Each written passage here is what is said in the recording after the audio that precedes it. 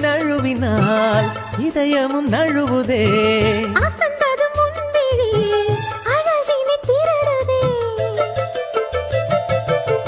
தாவணி நழுவினால் இதயமும் நழுவுதே. ஓவியத்தை திரைமறைவில் ஒளித்து வைப்பதே நம்மா. ரசிக்க வந்த ரசிகனின் விழிகளை மூடாதே.